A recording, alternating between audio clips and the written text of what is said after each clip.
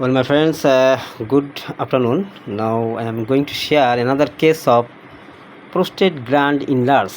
Prostate gland enlarge এবং দাদা বাবু কি নাম দাদার? পান্নালাল সরকার। পান্নালাল সরকার আমাদের গুরু ডাক্তার রবীন বর্মন স্যারকে দেখেছিলেন কলকাতা বেলঘরিয়া উদয়পুরে স্টেশন উদয়পুর মোড় দিয়ে প্রবেশ করে উদয়পুর ফুটবল খেলা মাঠের পাশে। সেটা সবাই জানুন যে স্যারের চেম্বার কোথায়। তো এখন বিষয় হচ্ছে স্যার একটা তার নিজের মতে ওষুধ দিয়েছিলেন দাদাকে। আর দাদার প্রশান্ত হালদার কি আপনার ওনার একটা ডিজিজ নিয়ে উনি প্রথমে রবীন বর্মন স্যারকে দেখিয়েছিলেন, পরবর্তী আমাদের নিকট আসছিলেন। তো ওনার ট্রিটমেন্টটা আমি করেছিলাম মনে হয় সম্ভবত মাস 2। ওনার পিত্তথলিতে যে টিউমারটা হয়েছিল সেটা সম্পূর্ণ সাকসেস আরোগ্য হয়ে গেছে। সে ভিডিওটাও তো আমি তোমাদেরকে দেখিয়েছিলাম। বাংলাদেশের সব কয়টি জেলা থেকে যারা ডাক্তার যারা দেখে থাকো আমার কেস তাদের জন্য বলছি। তো সেই প্রশান্ত হালদার টিউমারটা সম্পূর্ণ সেরে গেল। উনি প্রথমে রবীন বর্মন স্যারকে দেখাছিলেন আর দাদাবাবুও দেখাইছেন। দাদাকে আগে দেখাইছেন না পরে? আমি ওনার পরে দেখাইছি, উনি আগে দেখাইছেন। আচ্ছা, ওকে। ওনার দেখানোর পরে স্যারের এই টুকটাক ঔষধ দিয়েছেন কেস রেকর্ড করে, কিন্তু বেসিক্যালি স্যারের তো ঔষধ লেখা থাকে না, ওনার এই সিরিয়াল নাম্বার লেখা থাকে, ওখান থেকে উনি কি ওনার মতো ঔষধ দিয়ে থাকেন। প্রোস্টেট গ্ল্যান্ড বৃদ্ধি হয়েছে।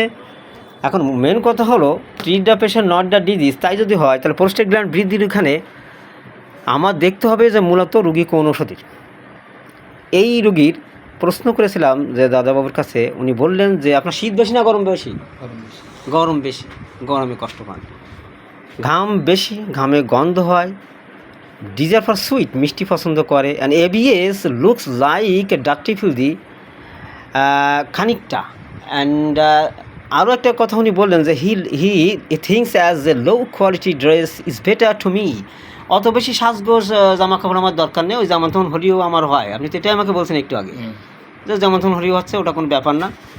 And race person tongue fish আর some and passed with skin eruption and surprise by ওয়াইনমেন্ট।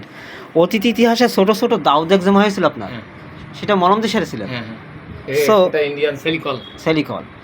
তো আমরা জানি যদি কোনো স্কিন ইরাপশান মলম দিয়ে সাপ্রিজ করা হয়, পরবর্তীতে কয়েক বছর পরে অথবা কয়েক মাস পরে অথবা কয়েক বছর পরে এসে ওই রোগীর জীবনী শক্তি ভাইটাল ফোর্স ইমিউনিটি পাওয়ার কিন্তু দুর্বল হতে থাকে এবং বিভিন্ন রোগ দেখা দেয়। হ্যানিম্যান তার অর্গানন বইতে বারবার বলছে যে চর্মরোগ চাপা দিলে তার ফল কিন্তু ভোগ পাওয়াতে হবে।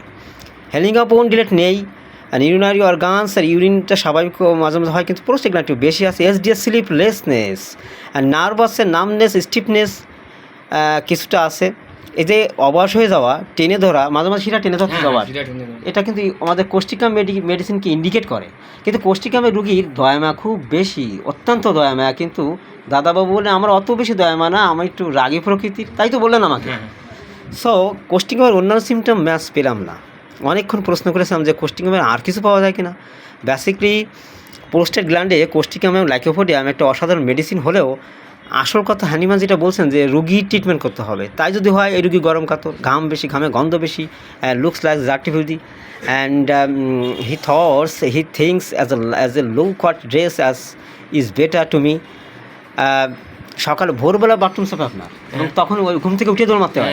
কখনো কখনো রাত্রেও যায়, কখনো ভোর রাত্রে। ভোর রাত্রে ঘুম থেকে 2-3টে যখন ঘুম ভেঙে যায়, মানে এক কথা শেষ রাত্রে ঘুম থেকে উঠে পর দৌড় মারতে পায়খানায়। ছবির মতো মেডিসিন, একদম ছবির মতন পায়খানা। ভোরবেলা ঘুম থেকে উঠে দৌড় মারতে হচ্ছে। এই যে নামনেস স্টিফনেস, এটাও কিন্তু সেই ওষুধে আছে। ভোরবেলা পায়খানা দৌড়াতে হচ্ছে।